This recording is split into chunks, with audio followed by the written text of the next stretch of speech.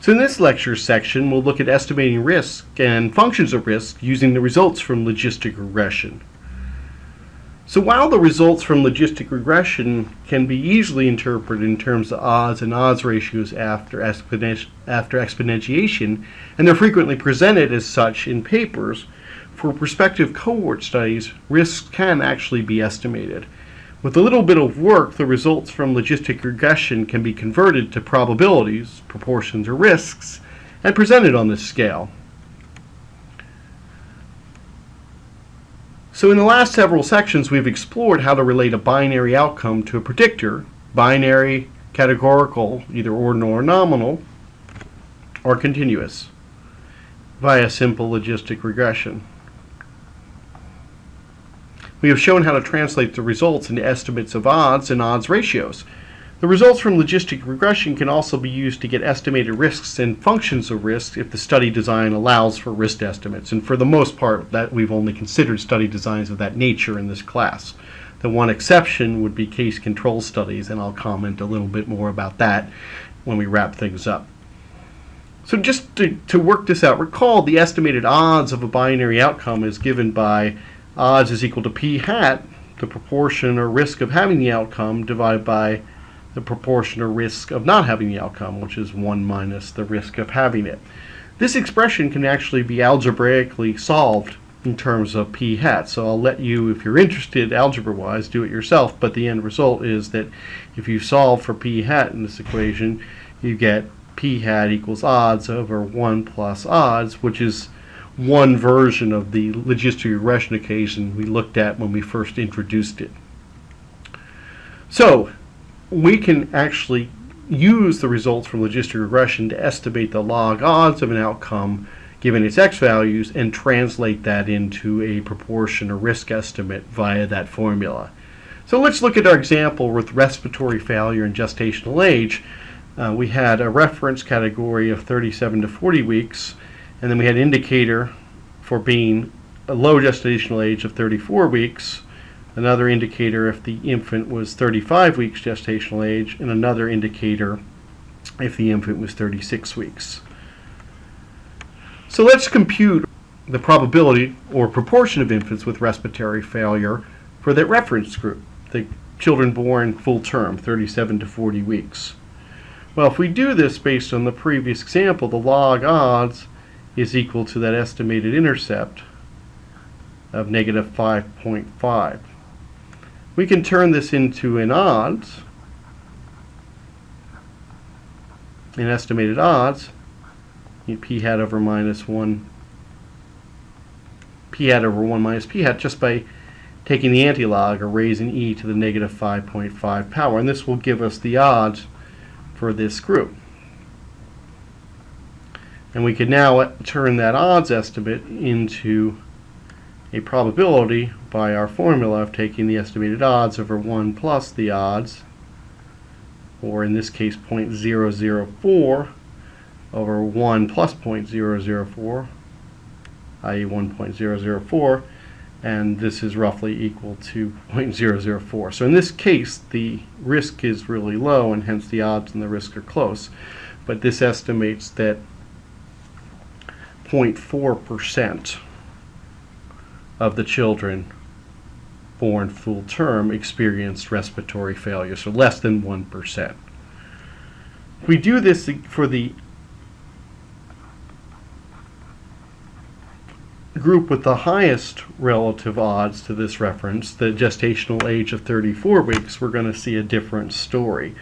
So the log odds for this group, using the results from the previous equation, is estimated to be that negative 5.5, that starting log odds for the reference group, plus the difference in log odds, or the slope, for the group with 34 weeks, which was equal to 3.4. So if we add those together, we get a log odds of negative 2.1 for the group with gestational age of 34 weeks. So we translate this into an odds by taking the antilog or exponentiating using e, and we get an odds of about 0.122. And we can translate this into an estimated probability or proportion for this gestational age group of 34 weeks by taking the estimated odds over 1 plus that value, 0.122, over 1 plus 1.22, or 1.122, which is equal to, with some rounding, 11. So this is a very different story. Whereas less than 1%, we estimated less than 1% of the children with full-term births experience respiratory failure after birth, we estimate 11% among those with the higher risks, those in the gestational age of 34 weeks. So this gives us some grounding as to what that relative odds ratio we got from estimating the slope of 3.4 means in terms of a risk differential of this outcome between these two groups. And we could compute the risks for the other two gestational age groups as well and compare them all to each other. So let's look at our example relating the risk of obesity to HDL cholesterol levels. So this was the equation we got where we estimated the log odds of obesity related to HDL was negatively associated with HDL cholesterol level. So we could use this to estimate the risk or proportion of obesity amongst the population, persons with HDL measurements of 75. So how would we do this? Well, we're going to use this equation to get an estimate of the log odds for this group within our larger population. You take the negative 0.05 and take the slope of negative 0.033. We multiply that by 75, and if you do the math on this, we get a log odds of negative 2.53. If we exponentiate that, we get an odds estimate of 0.08 approximately. And so if we can convert this to an estimated probability, it's 0.08 or 1 plus that, 1.08, which is approximately 0.074. So we estimate that in the population which the overall sample was taken, we estimate that roughly 7.4% of the persons who have HDL levels of 75 are obese. So now we can ask and answer questions like, what is the estimated risk difference and say relative risk of being obese for persons with HDL levels of 100 milligrams per deciliter versus persons with HDL of 75. So in the previous slide, we estimated the risk of obesity to be 7.4% amongst those with HDL of 75 milligrams per deciliter by the same approach. And then you can verify my math here. If we did this for those with HDL equal to 100, the estimated risk turns out to be about 3.4% or 0.034. So the relative risk, for example, of obesity for those with HDL levels of 100 versus 75 is equal to 0.034, 3.4% over the 0.074 we got among those with 75 milligrams per deciliter, which is about equal to 0.46. So those with the higher HDL level have about 54% lower risk of HDL, of obesity. And the risk difference we could estimate would be 0.034 minus 0.074, which would be negative 0.04 or 4% reduction on the absolute scale. So this, with a little bit of work, we were able to translate things into a risk context and not have to rely just on odds and odds ratios. Something that you can do in a paper-based presentation, it's kind of nice if you were trying to summarize these results and ground them in terms of the general risk in the sample as an estimate for the population. You could present a graphic like this where you actually plot the predicted risks for a given HDL level as a function of HDL level to show what the resulting starting log odds and odds ratios convert to on the risk scale.